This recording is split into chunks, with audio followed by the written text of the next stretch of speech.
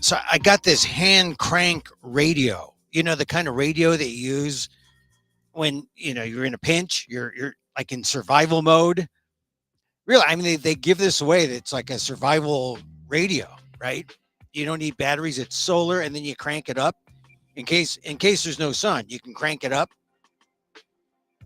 So I'm dealing with a crank radio because I can't figure out how to listen to the AM radio station. But you just don't listen to AM radio anymore, right? I got Sirius, I got satellite, I got stuff on the web. Anyway, so I had this thing, and I thought, well, let me hear what they're saying on AM radio. That's the traditional mode of talk radio. So I'm cranking around, and it's on just for a couple of twists, right? And I'm also standing by a window. And it sounds like some latter-day Rush Limbaugh type. And he's got a collar. You can tell the guy on the mic is booming. He's the latter-day Rush Limbaugh type. And then the guy on the phone is just there to kind of prod on the host, the loudmouth host. And the host is saying, yeah, those Democrats, oh my God. It's that they've got that liberal agenda. Oh, that liberal agenda. And I'm thinking, liberal agenda? What? We want better schools. We want to make sure the world doesn't fall apart on us. We want clean water, clean air. We want safe roads. I mean, I don't think the Democrats are. I think they want a safe and, the kind of streets and cities and, areas that where we live. They want those free of crime, right? I mean, we all want the same things, I'm thinking. But here's this guy talking about, oh, they got this liberal agenda. The liberals. Oh, and then this gender. They want to support the gender changing. Oh, my God. The gender changing. And then it just kind of crystallized for me because you have to listen to AM radio to hear everything kind of reduced to its most common terms, right? I mean, the way you think, I'm sure, is probably higher math compared to everyone else. But it's true. I mean, sometimes you got to listen to your crank radio, and there it was. I got a crank on AM radio. Like I said, rarely listen to AM radio. I was on the middle of the dial. I don't even know his name, don't even know the station. I think it was someplace in the Central Valley, but the guy's saying, that liberal agenda. I hope you voted, because that liberal, you got to fear that liberal agenda. They want to change your gender. They want to support gender change. Oh my God. And they're making it sound like there are people out there who in the middle of the night will come into your home and change your gender without warning. Like, what is the fear of someone deciding to, based on what they're feeling, to tell the world, hey, this is my gender? I mean, so they're against gender support, these folks? Gender change support? Oh, they're going to tell people in school. They're going to get children. Oh, the children are going to be, they're not safe. They're going to be exposed to this. And then this idea that, oh, well, maybe I'm in girls' PE, but if I want to be in boys' PE, I could do that. So you got to listen to these shows that are out there, because you do that and you get a sense of where the world is. I just really couldn't get over this idea of liberal agenda. The liberal agenda is the agenda for a better America for all. It's not, a Democrat or Republican agenda. I mean, this is the thing. There's a lot of people who should be, staunch Democrats, and they're going, oh, I guess I'm a conservative because I'm against this gender change support. I'm against abortion. I'm against. And this is how you get a kind of political confusion. And so I'm hearing this talk show, and I'm thinking, God, this guy who is doing his talk show is just, it's kind of this low level hate.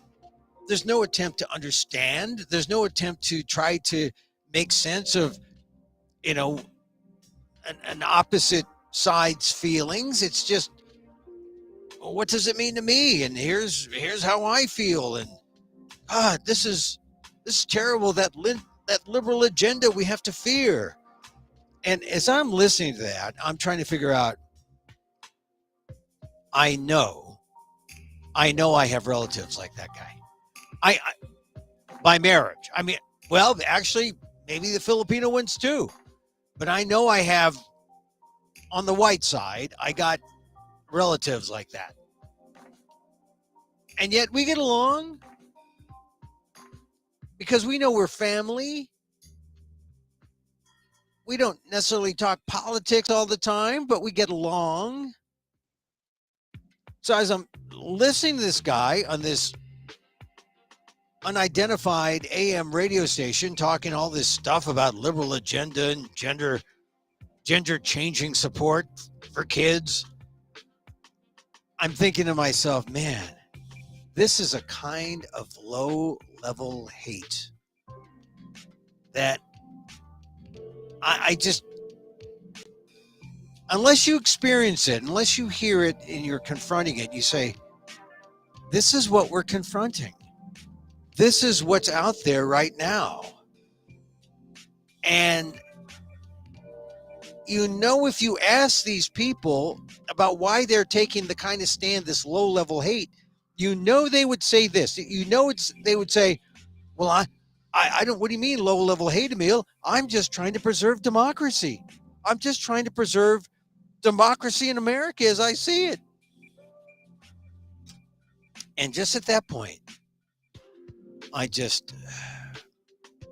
this is where you can't just SMH, shaking my head. This is where you have to hold up your hand. This is only like palm to the forehead, kind of, to hold it from keeping your head from shaking. I'm thinking, we're screwed. Unless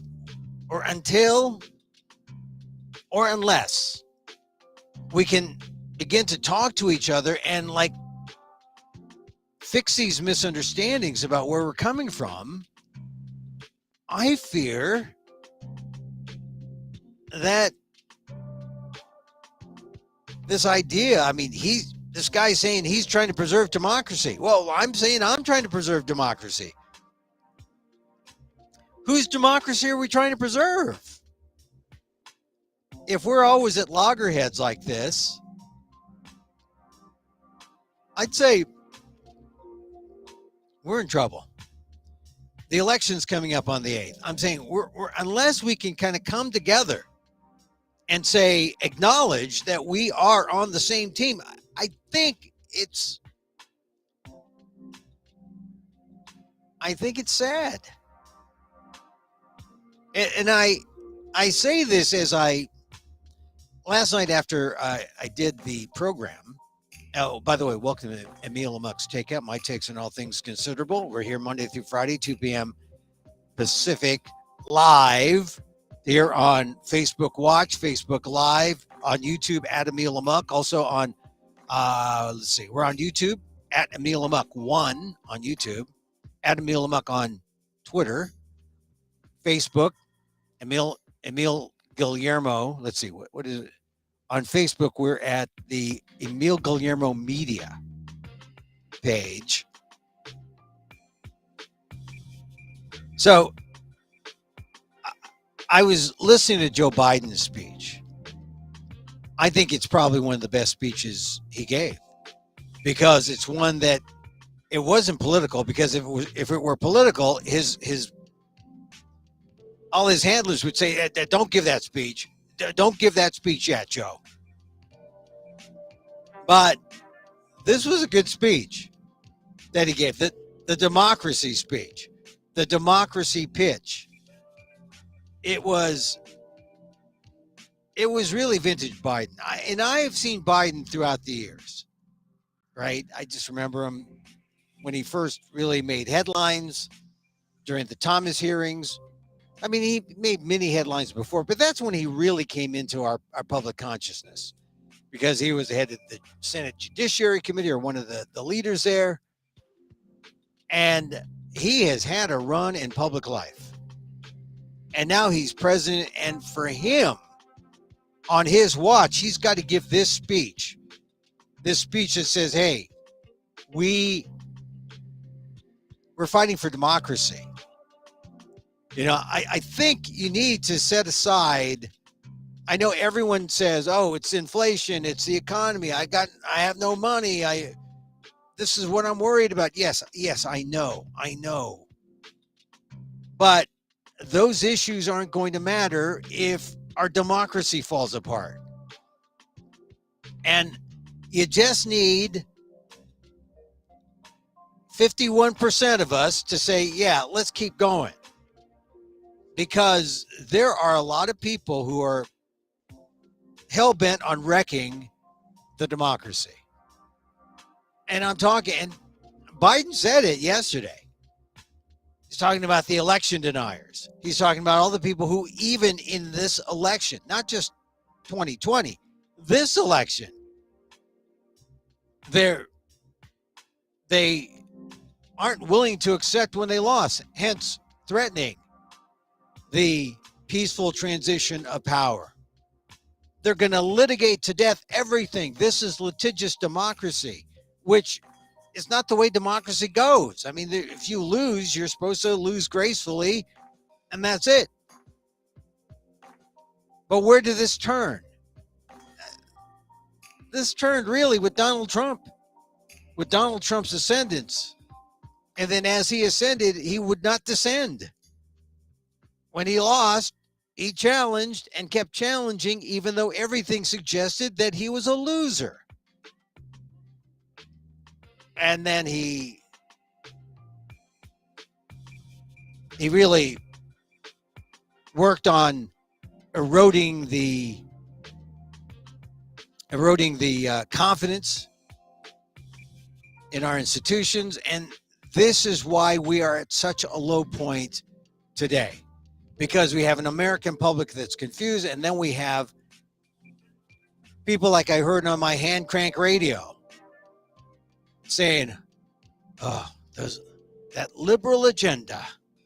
It's that liberal. There's no liberal agenda. It's a perspective, but it's an American agenda. And it will lift up all.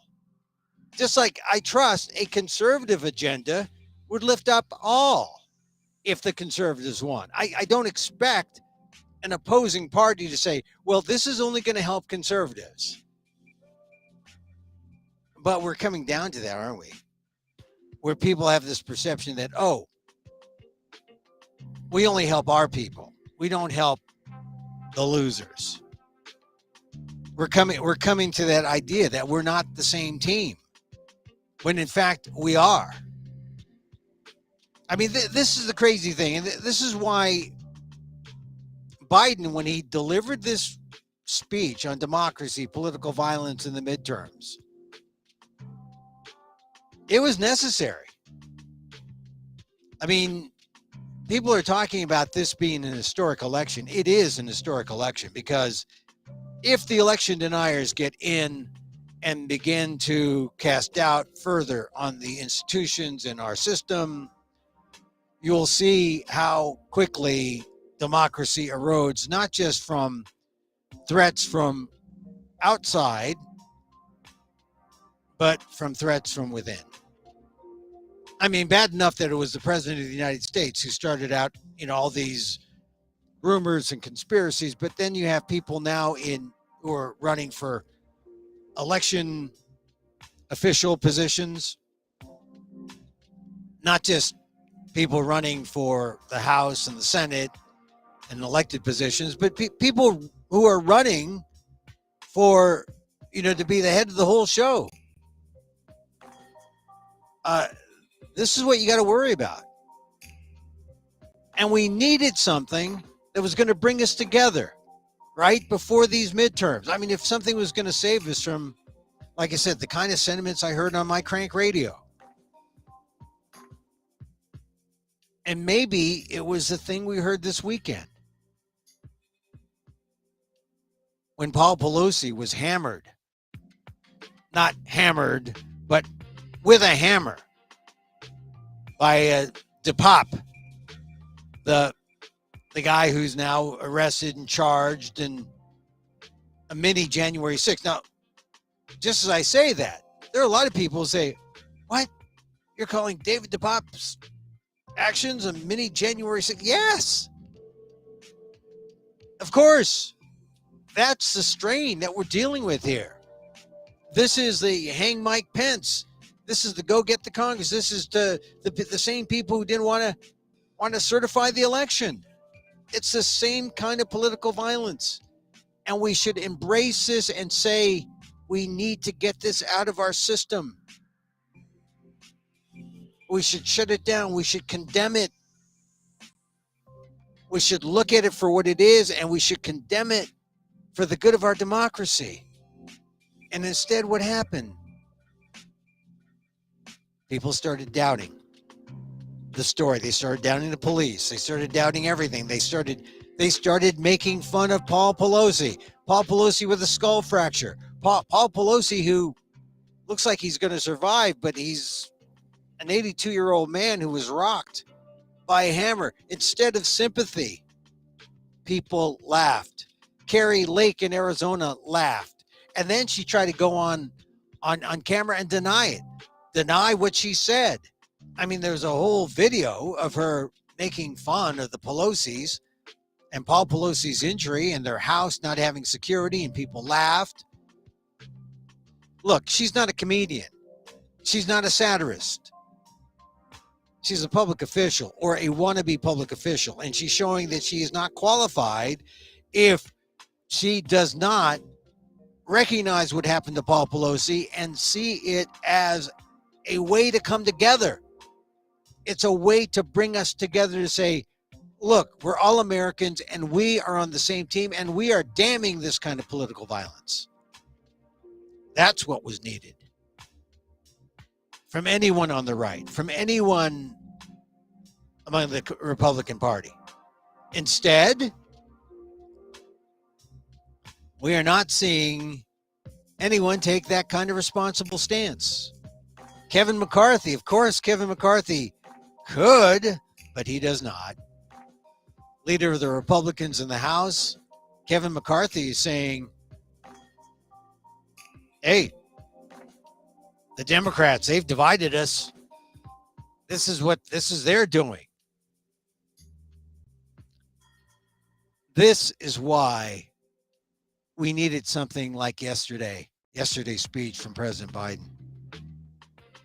And he was blunt and he delivered, I think. Because this is an election unlike other elections, unlike other midterms. Usually midterms, you see a little change. It usually changes how, if the Democrats are in charge and Republicans win a little bit. If the Republicans in charge, then Democrats win a little bit back. That's the way it is in the midterms. But this is like such an inordinate distaste for politics in our system that it just may be topsy-turvy. And I'm not saying this because I favor the Democrats and I want them to succeed. Look, if you're a Republican, I think Republicans and Democrats of a like mind, they see this as 2022 nouveau patriotism, 2022's new patriotism, where we have to really come together and look to see the people we're voting for. Deny the election deniers.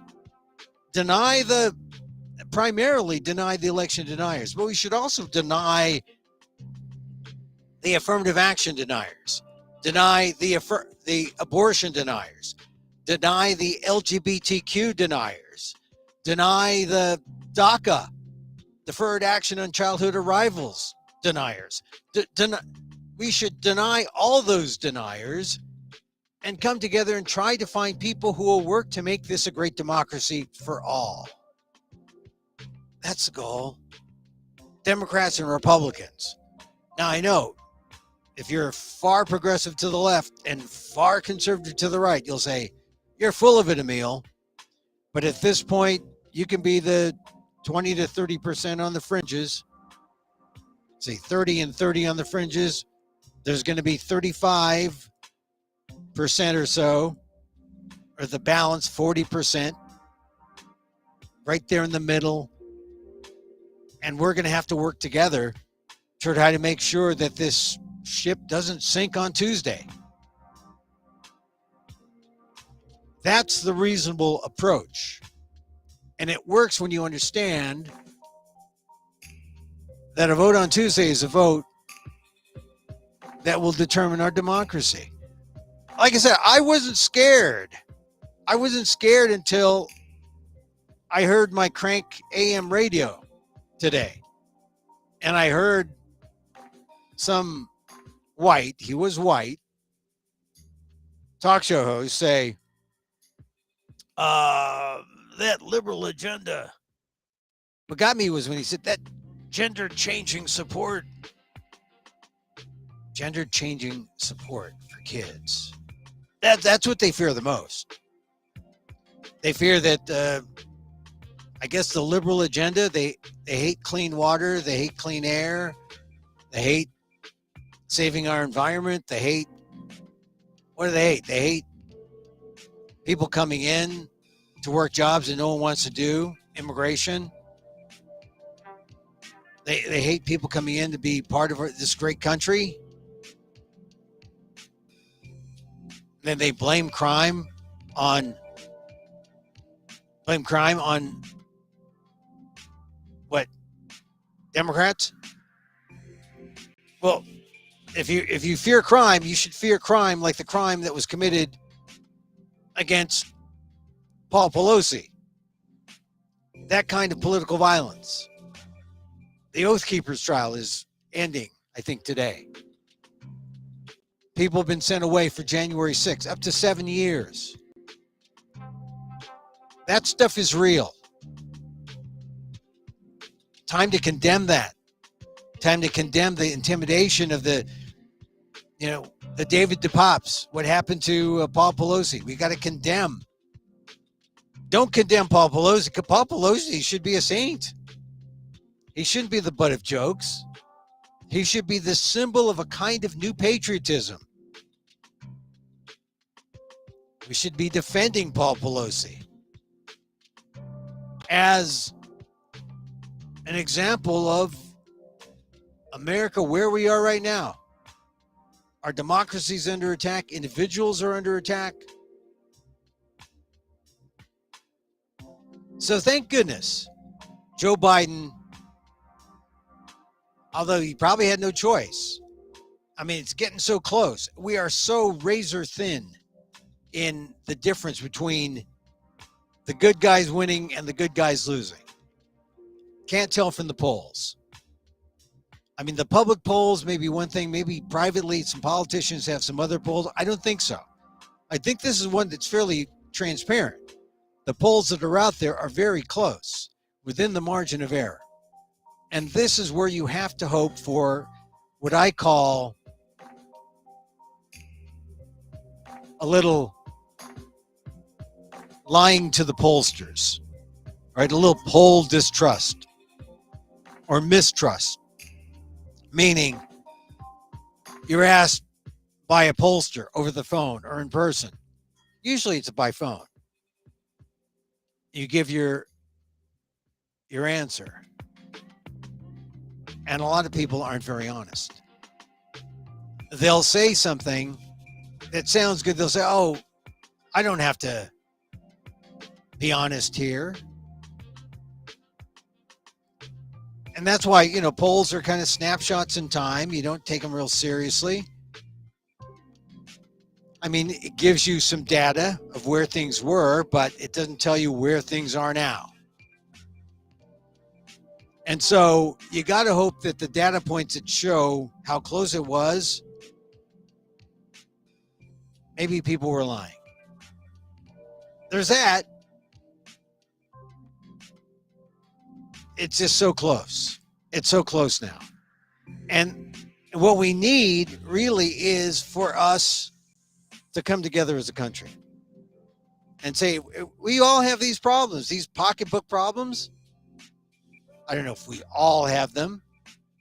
When I make a distinction, I mean, there's a difference between you and me and those people in the 1%, those people who own the corporations, the people who are at the top, who the Republicans seem ready to give them all the breaks and rely on a kind of trickle down, tax cuts, tax breaks to the rich. And then, of course, when they make the money, they'll trickle down all those profits back to us, right?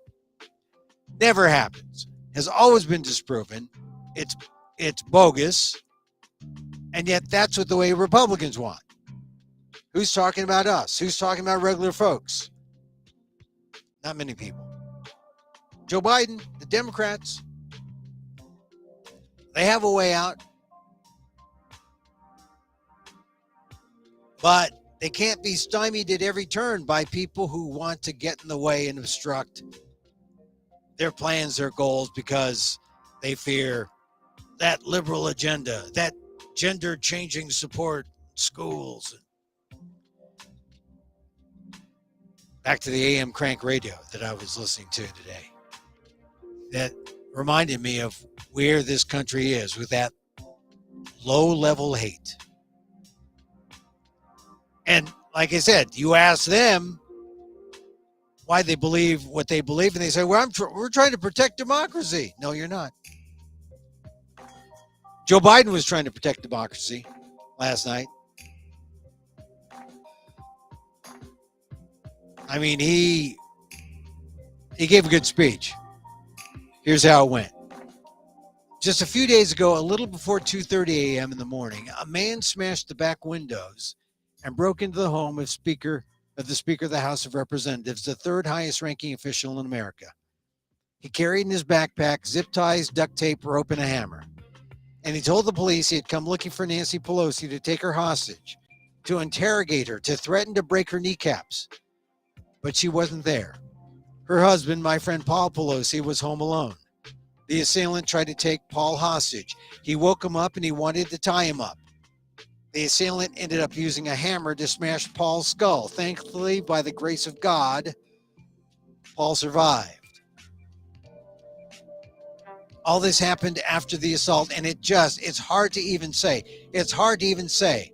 After the assailant entered the home asking, "Where's Nancy? Where's Nancy?" Those are the very same words used by the mob when they stormed the United States Capitol on January the 6th, when they broke the windows, kicked in the doors, brutally attacked law enforcement, roamed the corridors hunting for officials, and erected gallows to hang the former Vice President, Mike Pence. I'm reading from Biden's speech, and he opens with the Pelosi incident because history will note this attack. History will note this as a kind of a form of assassination attempt, a form of political violence that, well, we don't know what the historians will say because we're in it, but it could be the beginning of the end of this great experiment, or it could be something. It could be the thing that brings us together. I mean, I would like to think it's the thing that brings us together, but I don't get that. Now, when I see Kevin McCarthy saying, oh, those Democrats, they're the ones who caused the division. Oh, yeah? What about that Trump guy? You know, McConnell was no better. All the people on talk radio, all the conservative provocateurs, no better. But Joe Biden, talking about January 6th in his speech yesterday, back to his speech, he says it was an enraged mob that had been whipped up into a frenzy by a president repeating over and over again the big lie that the election of 2020 had been stolen. It's a lie that fueled the dangerous rise in political violence and voter intimidation over the past 2 years. Even before January 6th, we saw election officials and election workers in a number of states subject to menacing calls, physical threats, even threats to their very lives. In Georgia, for example, the Republican Secretary of State and his family were subjected to death threats because he refused to break the law and give in to the defeated president's demand.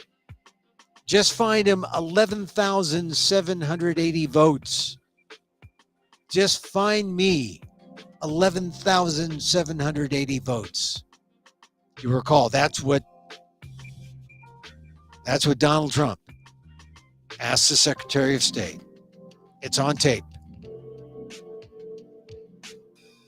The leader of the Republican Party. That's what he asked the Secretary of State. Election workers like Shay Moss and her mother Ruby Freeman were harassed and threatened just because they had the courage to do their job and stand up for the truth, to stand up for our democracy. This institution, this intimidation, this violence against Democrats, Republicans, and nonpartisan officials just doing their jobs are the consequence of lies told for power and profit, lies of conspiracy and malice, lies repeated over and over to generate a cycle of anger, hate, vitriol, and even violence. In this moment, we have to confront those lies with the truth. The very future of our nation depends on it. My fellow Americans, we're facing a defining moment, an inflection point. Oh, there goes Biden with his inflection points. Once again, inflection points are just that point where things are going along. It's that jump up, that next jump up, an inflection point. It's math, figuratively. But it's on a graph, but it should show you that we are in a special time. Back to the speech. We must, with one overwhelming unified voice, speak as a country and say there's no place for voter intimidation or political violence, not in America, whether it's directed at Democrats or Republicans, no place, period, no place ever. Joe Biden couldn't have spoken more forcefully. He was direct. He said what needed to be said. It was blunt. Let's continue. I speak near Capitol Hill, near the U.S. Capitol, the citadel of our democracy. I know there's a lot at stake in these midterm elections. From our economy to the safety of our streets, to our personal freedoms, to the future of healthcare and Social Security, Medicare, it's all important. But we'll have our differences. We'll have our difference of opinion. And that's what it's supposed to be. But there's something else at stake. Democracy itself. I'm not the only one who sees it. Recent polls have shown an overwhelming majority of Americans believe our democracy is at risk, that our democracy is under threat. They too see that democracy is on the ballot this year, and they're deeply concerned about it. So today, I appeal to all Americans, regardless of party, to meet this moment of national and generational importance. We must vote knowing what's at stake, and not just the policy of the moment, but institutions that have held us together as we've sought a more perfect union are also at stake. We must vote knowing who we have been, what we're at risk of becoming. I mean, we're a great nation. If you think we've dropped down a few notches, don't hasten it by voting the wrong way. Because voting for the wrong people will take us down that path of risk. The risk of what we're becoming, which is an unstable democracy, a democracy that is not a democracy. Back to the speech. Look, my fellow Americans, the old expression, freedom is not free. It requires constant vigilance. From the very beginning, nothing has been guaranteed about democracy in America. Every generation has had to defend it, protect it, preserve it, choose it. For that's what democracy is. It's a choice, a decision of the people, by the people, and for the people. The issue couldn't be clearer in my view. We, the people, must decide whether we will have fair and free elections and every vote counts. We, the people, must decide whether we're going to sustain a republic where reality is accepted, the law is obeyed, and your vote is truly sacred. We, the people, must decide whether the rule of law will prevail or whether we will allow the dark forces and thirst for power put ahead of the principles that have long guided us. You know, American democracy is under attack because the defeated former president of the United States refused to accept the results of the 2020 election. If he refuses to accept the will of the people, if he refuses to accept the fact that he lost, he's abused his power and put the loyalty to himself before loyalty to the Constitution. And he's made a big lie an article of faith in the MAGA Republican Party, the minority of that party. Biden, quick to say, the minority of the party. But here he attacks Trump because, not by name, but he does attack him because Trump's refusal to accept the 2020 election. And pointing out that that refusal is an abuse of power because it shows loyalty to himself before loyalty to the Constitution. And of course, that means before loyalty to the people. Donald Trump doesn't care about us. And neither do MAGA Republicans. And maybe that's why people are attracted to, well, I like a party where I can just be for myself. I don't have to be for other people. I can't trust other people. Those other people, I can't stand those other people. But I can be for myself, just like Donald Trump is for himself. That is not a democracy. That is not America. And that is not, that's a constitution of one, not the U.S. Constitution. Back to the speech. The great irony about the 2020 election is that it's the most attacked election in our history. And yet there's no election in our history that we can be more certain of its results. Every legal challenge that could have been brought was brought. Every recount that could have been undertaken was undertaken. Every recount confirmed the results. Wherever fact or evidence had been demanded, the big lie has been proven to be just that, a big lie every single time. And that is the truth. And that is why it's the big lie. And that's why it is extraordinary that it keeps being repeated that, the election deniers keep saying the election was stolen, the election was bogus, the election was, no, it wasn't. Back to the speech. Yet now, extreme MAGA Republicans aim to question not only the legitimacy of past elections, but elections being held now and into the future. The extreme MAGA element of the Republican Party, which is a minority of that party, as I said earlier, but it's the driving force. It's trying to succeed where they failed in 2020 to suppress the right of voters and subvert the electoral system itself. That means denying your right to vote and deciding whether your vote even counts. Instead of waiting until an election is over, they're starting well before it. They're starting now. They've emboldened violence and intimidation of voters and election officials. It's estimated that there are more than 300 election deniers on the ballot all across America this year. We can't ignore the impact this is having on our country. It's damaging. It's corrosive. It's destructive. And I will say this, what Biden is describing is the bullying of the American people. You hate bullies? Well, you had a bully in the former president, and now he's bullying his way back in, and he's got people he's bullied into believing that the 2020 election was stolen, because why else would good, rational people fall into line except that they think If they go with the bully Trump, they'll win. That's kind of disgusting and immoral. But that's what's happening to our democracy.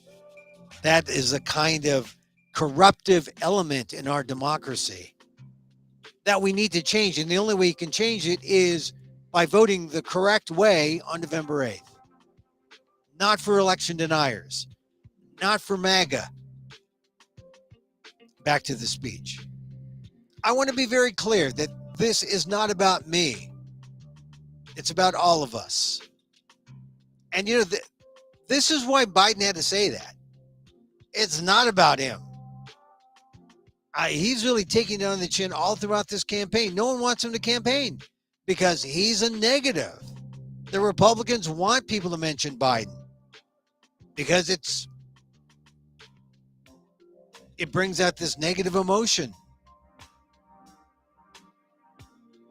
Biden had to say this speech. Back to the speech. I want to be very clear. This is not about me. It's about all of us. It's about what makes America America. It's about the durability of our democracy. For democracies are more than a form of government. They're a way of being, a way of seeing the world, a way that defines who we are, what we believe, why we do what we do. Democracy is simply that fundamental. We must, in this moment, dig deep within ourselves and recognize that we can't take democracy for granted any longer. With democracy on the ballot, we have to remember these first principles. Democracy means the rule of the people, not the rule of monarchs or the moneyed, but the rule of the people. Autocracy is the opposite of democracy. It means the rule of one person, one interest, one ideology, one party. To state the obvious, the lives of billions of people from antiquity till now have been shaped by the battle between these competing forces, between the aspirations of the many and the greed and power of the few, between the people's right for self-determination and the self-seeking autocrat, between the dreams of a democracy and the appetites of an autocracy. What we're doing now is going to determine whether democracy will long endure, and in my view, is the biggest of questions. Whether the American system that prizes the individual bends toward justice and depends on the rule of law, whether that system will prevail. This is the struggle we're now in. A struggle for democracy, a struggle for decency and dignity, a struggle for prosperity and progress, a struggle for the very soul of America itself. Make no mistake, democracy is on the ballot for all of us. We must remember that democracy is a covenant. We need to start looking out for each other again, seeing ourselves as we the people, not as entrenched enemies. This is a choice we can make. Disunion and chaos are not inevitable. There's been anger before in America. There's been division before in America, but we've never given up on the American experiment, and we can't do that now. Those are powerful words by President Biden. I mean, he said, look, we've been angry at each other before. But we are the people. It's we the people, not we entrenched enemies. This is why we have to come together as this team, as this country. And we got to do it before November 8th. We got to do it before the election, because if we go vote and we have this anger that, oh, they're my enemy, the guy with the crank radio is my enemy, then it's going to be bad for all of us.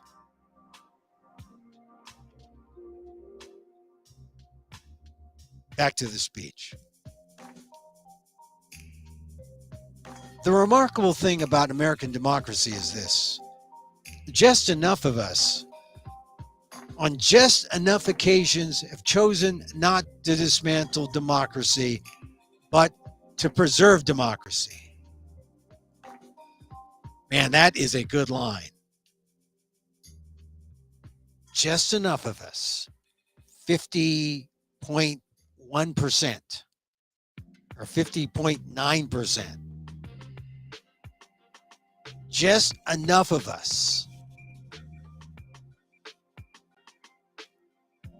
on just enough occasions have chosen not to dismantle democracy, but to preserve democracy. That's a good line. That's the importance of elections, and that's why, like I said, the hand crank radio made me more fearful today when I think of where we are now as a people. We can't even argue civilly. We don't see each other as the same team. Back to the speech. We must choose that path again. Or just enough of us, on just enough occasions, have chosen not to dismantle democracy, but to preserve it. Because democracy is on the ballot. We have to remember that even in our darkest moments, there are fundamental values and beliefs that unite us as Americans, and they must unite us now.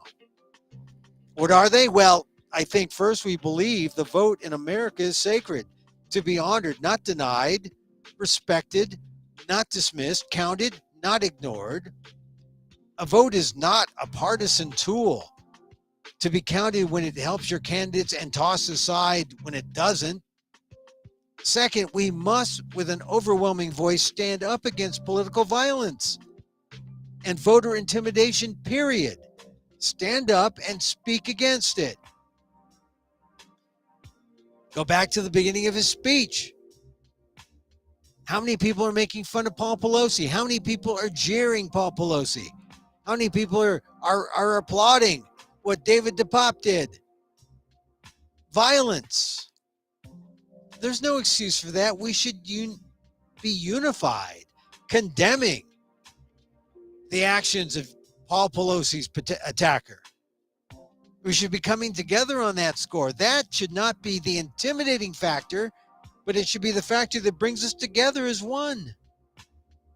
Back to the speech. We don't settle our differences, America, with a riot, a mob, or a ballot, or a bullet. A ballot, yes, a bullet. A hammer. We settle them peacefully at the ballot box.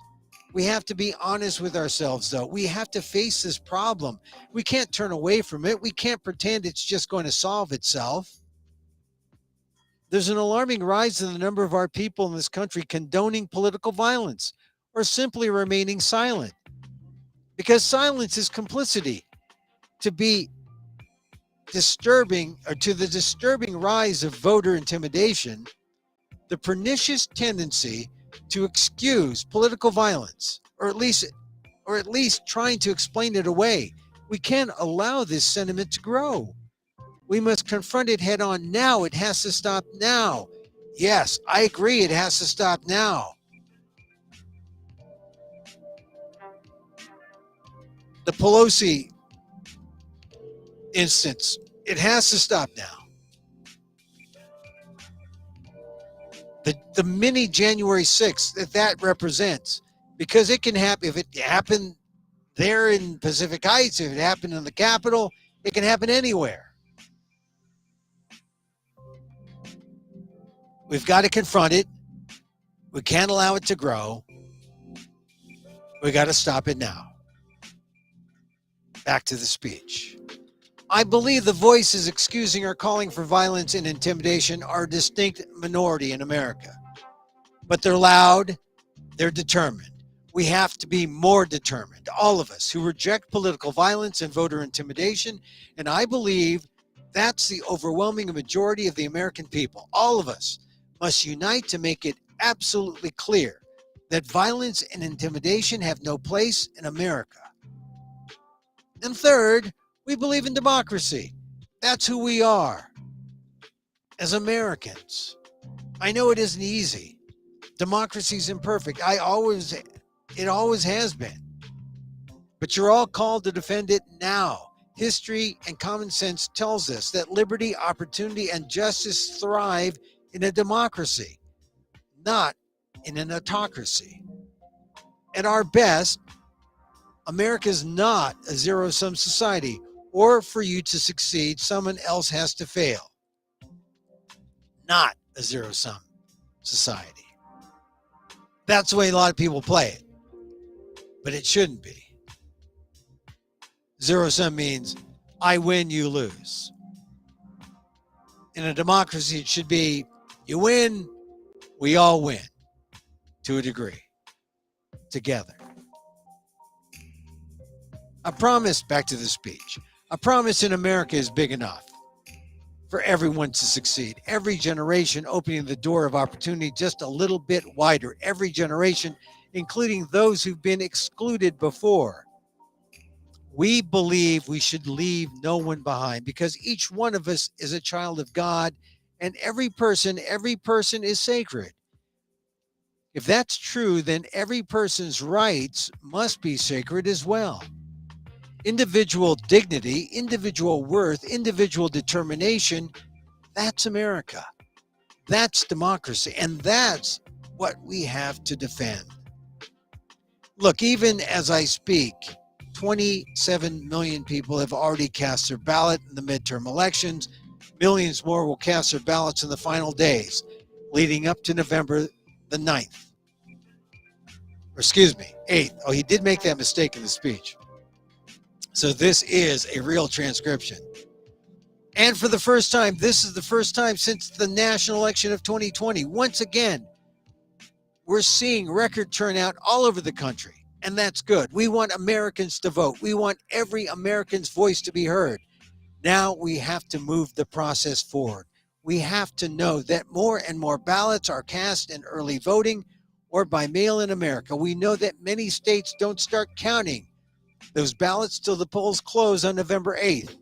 That means in some cases, we won't know the winner of the election for a few days, until a few days after the election. It takes time to count all the legitimate ballots. It's always been important for citizens in a democracy to be informed and engaged. Now it's important for a citizen to be patient as well. That's how this is supposed to work. This is also the first election since the events of January 6th, when the armed, angry mob stormed the U.S. Capitol. I wish I could say the assault of our democracy ended that day, but I cannot.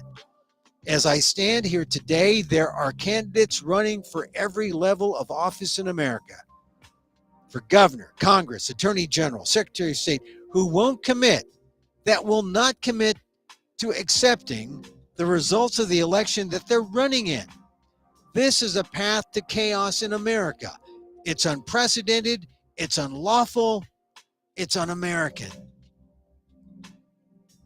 Hey, this is why I say this is a real turning point in democracy. We can continue going on the right way, or we can take a hard turn toward uncharted territory, where the threat is not from without, but from within. If election deniers get in, a virus has entered our democracy, and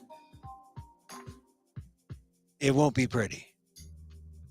Back to the speech. As I've said before, you can't love your country only when you win. Oh, that's a great line. You can't love your country only when you win. You can't love your country only when you win. This, back to the speech, this is no ordinary year. So I ask you to think long and hard about the moment we're in. In a typical year, we're often not faced with questions of whether the vote we cast will preserve democracy or put us at risk. But this year we are. This year, I hope you'll make the future of our democracy an important part of your decision to vote and how you vote. I hope you'll ask a simple question of each candidate you might vote for. Will that person accept the legitimate will of the American people? and the people voting in the district, in his district or her district. Will that person accept the outcome of the election, win or lose? The answer to that question is vital. And in my opinion, it should be decisive. And the answer to that question hangs in the future of the country we love so much and the fate of democracy that has made so much possible for us. Too many people have sacrificed too much for too many years for us to walk away from this American project and democracy, because we've enjoyed our freedoms for so long. It's easy to think they'll always be with us no matter what. But that isn't true. It's not true today. It's in our bones. We know democracy is at risk. But we also know this. It's within our power, each and every one of us, to preserve our democracy. And I believe we will. I think I know this country. I know we will. You have the power. It's your choice. It's your decision. The fate of the nation, the fate of the soul of America lies where it always does, with the people in your hands, in your heart, in your ballot. My fellow Americans will meet this moment we need just to remember who we are.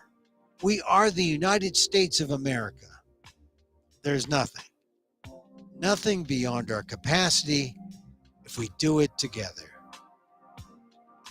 May God bless you all. May God protect our troops. May God bless those standing guard over our democracy. Thank you and Godspeed. Those are the words of President Joe Biden last night.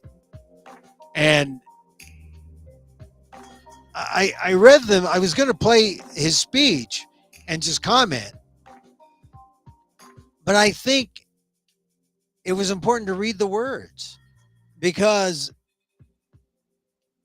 in 10, 20, 30 years, when historians look back and say, man, everyone hated Biden. No one liked Biden. No one likes the standing president in a midterm election, but it was worse for Biden. And he was doing all he can. And he was merely just trying to right the ship that was destroyed by the previous president, Donald Trump. But Biden tried, and he did some great things. And just before the midterms, he gave this speech, which was honest and blunt and direct about the danger the United States was in. This was not a wake-up call. This was a warning. And Biden delivered the warning. And the historians in the future will know if it worked. Today, I choose to be optimistic. Like I said, I saw that speech last night, and I went to look to see how the Republicans were responding, and no one is like, let's all get together, lock arms, we're Americans. No one's saying that. Kevin McCarthy, no. MAGA Republicans, no. No one is saying that. They may be saying it in 10 years or 20 years when it doesn't matter, when we're a different kind of democracy, when hopefully we'll still be something like a democracy. But we're in trouble. And like I said, I was listening to my hand crank AM radio. I couldn't believe what the talk radio host was saying, fearing liberal democracy, fearing gender changing support for kids. I mean, that's what's important to them. He didn't say, oh, I fear inflation. I fear, that's the thing. People lie and say, oh, yeah, the economy, the pocketbook. But all those other issues they say aren't important are very important. Abortion, you bet. LGBTQ rights, you bet. Or making sure the LGBTQ don't have rights, you bet. Immigration, you bet. That's why it's important if you're a person of color. It's important if you are a member of the so-called BIPOC community, BIPOC LGBTQ community. It's all hands on deck on November 8th. Because if something's going to change, I mean, there are enough of us that if we all voted, this wouldn't be an issue. But that's not necessarily the case when it comes to voting. So it's an issue. And it is concerning. Just a reminder, if you haven't registered yet and you're in California, you can still register, be a provisional ballot. I'm going to go vote now. Listening or reading Biden's words has inspired me to go do my mail-in ballot for once. I was traveling, so I didn't get my mail-in ballot in yet. It's going in. It's going in. And tomorrow we'll talk about the minority vote and AAPI candidates. We got the Biden speech. The reaction from the conservatives, it's ridiculous. But the Biden speech it's the warning. It's real. And it's going to require the new patriotism, where people of different stripes, different political stripes, come together for our country and vote to preserve not the two-party system, just vote to preserve democracy. The system of voting, the system of voter integrity, the system of rule of law, the Constitution, which puts checks and balances on all the different branches of power, does not give in to the power of one. That's what's at stake. If you vote for election deniers, if you vote for people who will not honor the traditions of our great democracy. All right, time to get out of here. Hey, we're here Monday through Friday, 2 p.m. Pacific Live. My name's Emil Guillermo. Emil, Amok to you. My takes on all things considerable. This is the micro talk show of the AAPI and the AAXs. We do this because I have been a journalist all my life, a talk show host, a news anchor, a news commentator, still write columns on the Aldef blog. Check it out, aaldef.org/blog. Check it out also on Inquirer.net, usa.inquirer.net, the Filipino website run by a Filipino news organization based in Manila. Also the Oakland Post, my columns in the Oakland Post. Proud member of the the Black Press, the National Black Press. Tomorrow I'm going to talk about minority voting. It's important. And if you didn't see yet, my takes on affirmative action, catch shows 422 and 421. They're all there. You can see them on YouTube, Emil Amok 1, YouTube at Emil Amok 1. Also on Facebook, facebook.com/EmilGuillermo.media. Also on amok.com, my website. Check it out.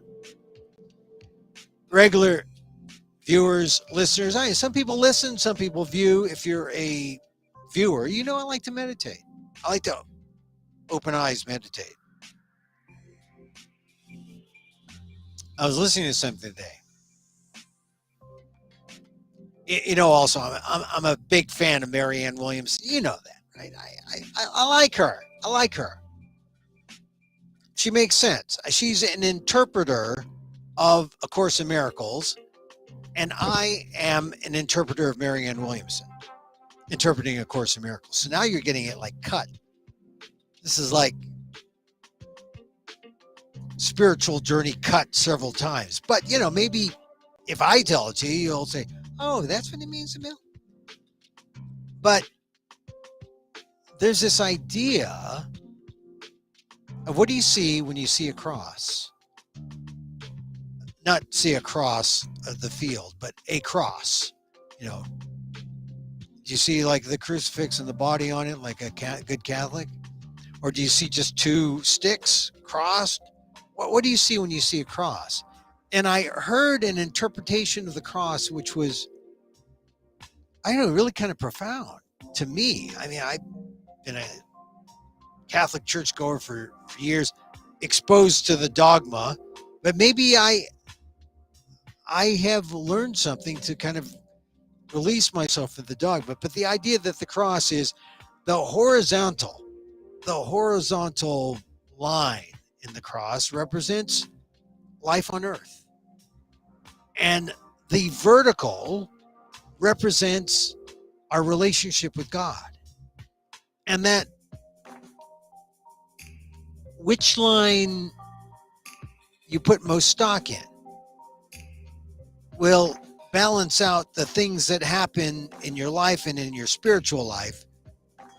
But the idea is the vertical will influence the horizontal, the life on the horizontal. It's not that you're on the horizontal real life line looking to the vertical to help you.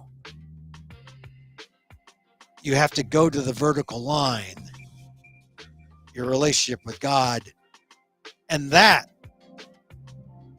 helps you with the horizontal. And now I just can't look at a cross the same way again, right? The horizontal will always be, this is life on earth. This is the material. And the vertical represents the spiritual side. And I know the Catholics put the body of Christ on there, but Protestants would just see the two. A way of looking at the cross so that the cross is always a meditation on the constant battle between the material and the spiritual. And that somehow we look for balance, we look for one influencing the other, but maybe the vertical influencing the horizontal. It's just a way of thinking that if you were tied up with the Catholic Church's Baltimore Catechism, then you were just drilled into a kind of mind control that you weren't allowed to think freely about things like, how do I look at the cross? And what does the cross really mean? And what does it mean it gives a different meaning to bearing the cross or living the life of a cross. If you see that the vertical line of the cross as your pathway to God, it's just a constant reminder of where you are at all times with the spirit world and the material world, just by contemplating the cross. By the way, it also works with the Star of David. It's not just Christian. It's just the idea of a cross and a horizontal line intersecting a vertical line. And so, as I wish for me, I wish for you. May you be safe. May you be happy. May you be healthy. And may you live with ease. Emil Guillermo here, back in tomorrow. 2:00 Pacific. Till then, mahal